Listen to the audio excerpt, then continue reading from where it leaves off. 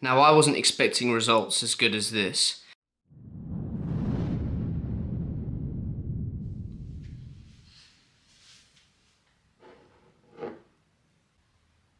Cheers. Welcome back everybody, and thank you very much for tuning in. Today we're cutting a piece of Gamble Rough Black Opal. It's got colour on both sides, as you can see. It's going to require some slicing, so let me show you my thought process surrounding that and a close-up of the rough piece of opal. So here is a close-up on the piece of rough that we're cutting today. It's got colour on both sides. It's got more colour on the back than it does on the front. You can see why it's a gamble piece of rough, because it's hard to know exactly where any of the finished opals might sit. Now, the person I'm cutting it for wants this shape in the middle to be kept intact. So as you can see, it's got this cool little squiggly pattern in the middle. The customer wants to keep that so they can set that pattern into a ring, and I'll show you their brief design if I'm able to find a picture of it. The rest of it, as far as they're concerned, the rest of it is basically going to waste and it won't cut anything. Now, I've had a look over the opal. There is quite a lot, the colour bar is relatively thick around the side. So I'm thinking that once I've cut this bit out, there is potentially another stone sat here and maybe another one over here, but I can only tell that once we've got closer to the end. So I will need to slice this opal. So what I'm thinking is, obviously, main importance is to keep this pattern in the middle. Now, because the thickness of the bar sits there, I might be able to save it if I cut it at an angle. So the first cut I'm going to do is going to be straight down here, and I'm going to give myself plenty of room just to make sure that I've got enough to work with in the middle. So down here, and then I'm going to stop, and then I'm going to come in from the side and cut off at about an angle like that. This way, so a bit of an L shape almost. That way I'm saving this corner and hopefully making a gem out of that as well, and then obviously saving this pattern. So that's the plan. I'm going to slice it now, so fingers crossed everything goes well. Stick around. So the slice is now complete. First of all, this picture stone part here, don't be confused by the thickness of this bar and think a mistake's been made. Now, you have to imagine that there's a lot of potch in the face here. You can see the potch is rising up there, and it is there as well. So if you're going to want a perfect gem, it's likely to be just that cornerstone there. So as I say, don't be put off by the thickness of this gem and think a mistake has been made. It hasn't. With the amount of potch in the face, likelihood is we're making it the best decision for this stone and for the customer. Now, on the offcut, it's got really nice colour. I'm obviously going to go for a gem that's sitting this side. So it was a gamble piece of rough, and I think we're going to be making the most out of it. Because the colour bar isn't a perfectly straight line, we're making the most out of some really nice colour in here. Now, of course, we're grabbing the lucky hat for this one, because although we've got a guaranteed picture stone, we don't know if a gem or a nice enough gem is going to be made out of the other one. So we've got the lucky hat on just for that extra push from the opal gods that we need. So let's jump across to the workshop and let's get cutting. We're starting off on the 80 grit wheel. I need to remove as much of the pointless potch as possible and as quickly as I can. So excuse me for using such a coarse wheel, but believe me, it's not a problem. I've cut it down to size now, and obviously it lends its shape to a rectangle. That's where the picture stone sits, and that's where I need to cut. I need to make it as uniform as possible without wasting any of the picture. I use my finger here as a reference to the sizing and making sure it's nice and uniform, but also fits well on a finger. I'm zooming in here so you can see the thickness of the colour bar. The potch on top is very thin.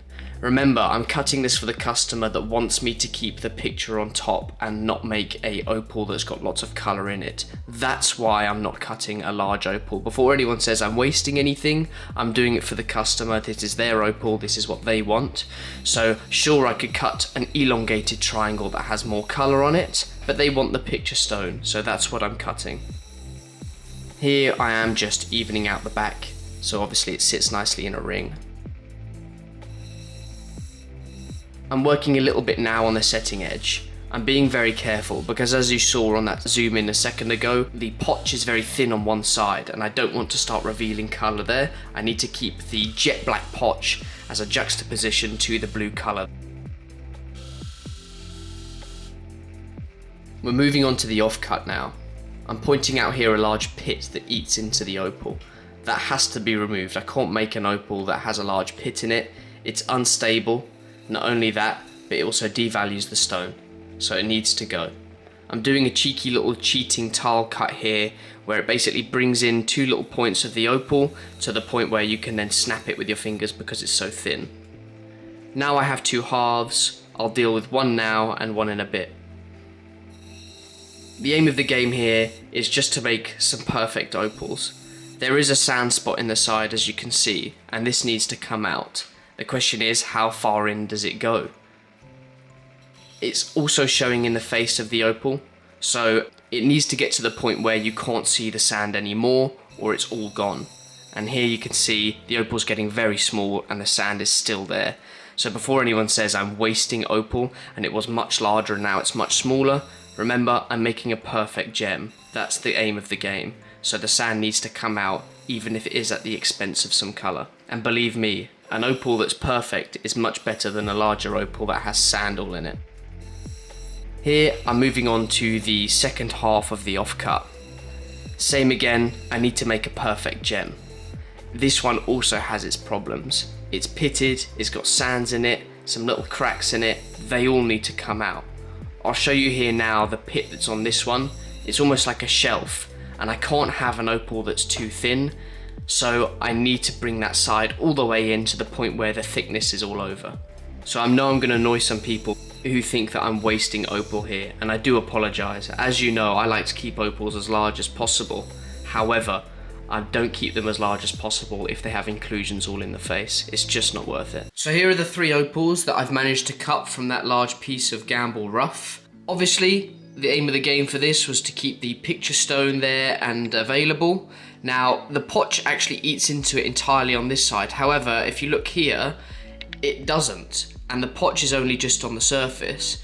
If I remove the potch off the face, which is the potch being the black stuff for those that don't know, then obviously I'd have all the black encroaching here and then this elongated blue-green.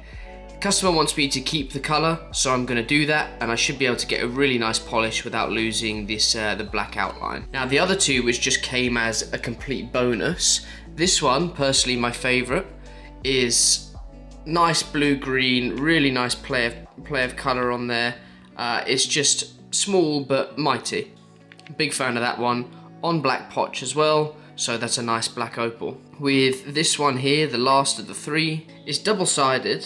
However, one side definitely has better play of colour than the other, and that is this side. So I'm going to go for this side. So I'm going to cut a nice dome out of this side. We should get a nice set of opals. Let's get on to some dopsticks. Now, I certainly didn't expect 3 separate opals to come out of this Gamble piece of rough, but the fact we've got 3 is an absolute bonus. We need to get them onto some dopsticks, some small ones because they're very small gems. Once we've done that, of course, we'll then jump back across to the workshop and make some pretty little opals. Right, let's begin.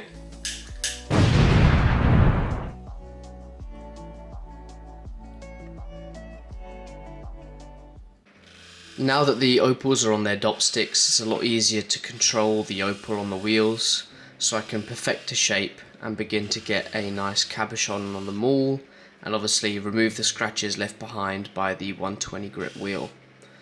We're starting off with the picture stone because it's the larger of the 3 and therefore it's a lot easier to do. It's going to be a quick job. As I've mentioned many times before now, the potch is thin, so I need to be careful on this one. The second of the 3, I am just going to finish up on the 120 grit wheel. That stage is just about perfecting the dome, and then obviously, like I said, 400 grit wheel is just remove whatever's left behind from the previous wheel and also begin to get a perfect dome.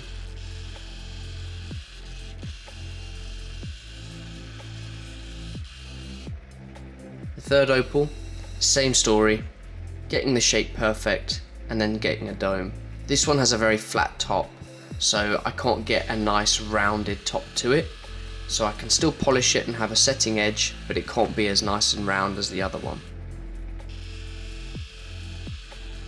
Obviously, one of the most important stages of the process is to check out the opals under a loupe. This stage cannot be understated. You need to make sure that all the scratches are out from the previous wheel, or otherwise you're going to regret it at the end. 600 grit wheel now with all 3 opals, moving the opal very fast over the wheel, knocking out all the scratches left behind by the previous wheel. It's a real nice stage to start to get a pre-polish on the opals. You can really start to see what the finished result is going to look like.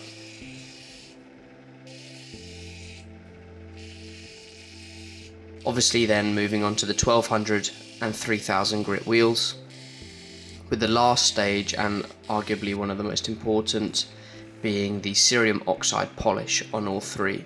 The reason you need to get the scratches out from all previous wheels is because by the time you get to this stage, if you have a perfect dome with no scratches, you don't have to spend too long polishing them. Now, I wasn't expecting results as good as this. We produced 3 beautiful opals today, and I'm very happy with the results. We're going to number them 1, 2 and 3. I want you to let me know which one is your favourite down below, because I know which one's my favourite. But number 1, we have that picture stone. Obviously, yes, I could have taken the potch off the top and made a triangle, but the customer wanted the picture stone. So when that's set into a ring, it will act as a mysterious window into the opal underlayer that's beneath. So I think that's a very cool idea, and I think it's a very good result. Number 2 is my favorite. Now, I know I changed it. 3 was my favorite earlier, but 2 is now my favorite. It's made a gorgeous crystal opal. Now, this will be a dark or a black crystal opal. That is not potch on the bottom, that is color. That's what makes it a crystal, because there's no potch backing, but it is very pretty. It's small but mighty, great play of color, and it's got a medium dome to it, or even a high dome, you could argue, for the size of gem that is. So very, very good results on that front. And for the third, and certainly not the least, we have what looks like the smallest of the 3. It has a black backing, as you can see, so that's definitely a black opal, but blue-green colors, play of color, and they are just, I mean, it's this trio that's come from this gamble piece of rough is phenomenal. They are all very, very stunning gems in their own rights, and I think we have had a major result here. Another win for this week's video. It's been very good. So, it's now time to weigh the opals. The person that sent me the rough piece of opal told me that they paid £70 for the rough piece of opal. So on its own, it was £70. Now that I've cut and polished it, yes, obviously my time is involved, but ignoring the time, I think we've had a pretty significant increase in value. Now, with opal number 1, the picture stone, as I've said many times before, a picture stone is only really worth what someone's willing to pay for it, but I think you could easily charge £40, maybe £50 for it. It's very unique. It has nice bright blue, bright green, so £40 I think is a fair offer. Someone might offer lower, whatever, doesn't matter. It's only worth what someone's going to pay for it. It weighs 2.485 carats, so that's a nice weight. Now, opal number 2, my personal favourite of the 3, weighs 0.52 carats. I think you could easily charge for that on its own at half a carat. It's got medium to high dome, the brightness is a 3, maybe even a 4. It's got good colour play. I think you could easily charge £50 for that stone on its own. So together we're already at 90-ish. Obviously I'm saying ish because it's give or take. And opal number 3 weighs 0.48 carats, so another basically half carat stone. Another half carat for opal number 3.